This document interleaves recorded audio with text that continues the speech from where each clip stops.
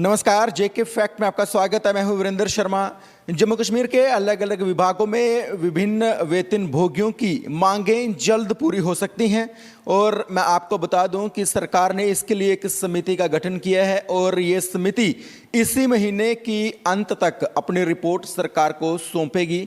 जम्मू कश्मीर के अलग अलग विभागों में काम कर रहे डेली वेजर्स के लिए एक बहुत ही बड़ी और अच्छी खबर है, क्योंकि डेली वेजर्स पिछले लंबे समय से अपनी मांगों को लेकर सड़कों पर हैं, प्रोटेस्ट कर रहे हैं और कई तरह से अपनी मांगें सरकार तक पहुंचाने की कोशिश कर रहे हैं। और सरकार ने आखिर उनकी मांगों के ऊपर ध्यान देते हुए एक समिति का गठन किया है और ये समिति इसी महीने की अंत तक अपनी रिपोर्ट सरकार को सौंपेगी। ये बातें खुद उपराज्यपाल मनोज सिन्हा ने एक समारोह के संबोधन के दौरान कही। उन्होंने कहा कि विभिन्न विभागों में काम कर रहे दैनिक वेतन भोगियों की मांगों पर गौर किया गया है और एक समिति का गठन किया गया है और ये समिति इसी महीने एक रिपोर्ट जो है वो सरकार को सौंपेगी और उसके बाद सरकार इसके ऊपर एक बढ़िया निर्णय लेगी और वेतन भोगियों की जो पिछले लंबे समय से मांगे हैं उसको पूरा करने का पूरी कोशिश करेगी।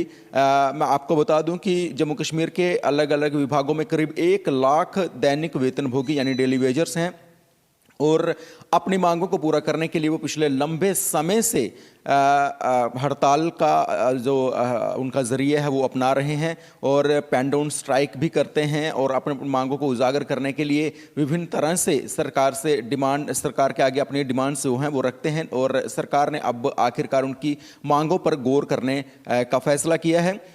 उपराज्यपाल ने ये बातें एक संबोधन के दौरान कही। इसके अलावा उन्होंने जम्मू कश्मीर को लेकर और भी कई बातें कही, जिसमें उन्होंने बिजली का भी जिक्र किया। उन्होंने कहा कि बिजली जम्मू कश्मीर का कोई भी ऐसा इलाका नहीं है जो बिजली से अछूत है, यानी कोई भी ऐसा घर नहीं है चाहे दूर दराज की बात हो वहाँ पर भी बिजली पहुँची है। इसके अलावा नल से जल योजना पर भी उन्होंने बोला।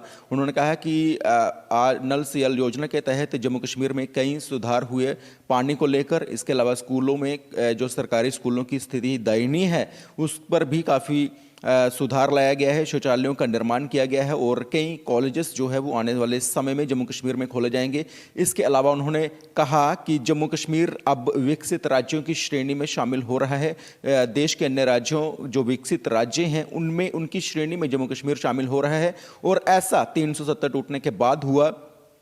ये उनके कथन थे। उनका कहना था कि 370 टूटने के बाद जम्मू कश्मीर में कई तरह के विकास हुए, नई विकास परियोजनाओं के साथ साथ जन कल्याण योजनाएं भी लोगों के साथ सामने लाई गई और लोगों को उनका अब भरपूर फायदा होता है। और पहले जो लोग इन सब योजनाओं से अछूते थे अब लोगों को पूरी तरह से इसका जो है वो फायदा लोगों को मिल रहा है। उपराज्यपाल ने कहा कि आने वाले समय जम्मू कश्मीर के लिए बहुत ज़्यादा बढ़िया होगा, सुहावना होगा, क्योंकि जम्मू कश्मीर की जनता को अब तमाम सुविधाएं मिल रही हैं और आने वाले समय में जम्मू कश्मीर में कई और विकास परियोजनाओं की भी शुरुआत होगी और जम्मू कश्मीर ना केवल एक पिछड़ा हुआ राज्य जो अब तक माना जाता था, ये आने वाले श्रेणी में बहुत ही आगे जाने वाला है। इसके अलावा उन्होंने कहा कि जम्मू कश्मीर की यूथ के लिए भी ये खुशखबरी है कि आने वाले समय में यहाँ पर अब बाहरी देशों से कई कंपनियाँ जो है वो निवेश कर रही हैं और इसका फ़ायदा जम्मू कश्मीर की यूथ को होगा।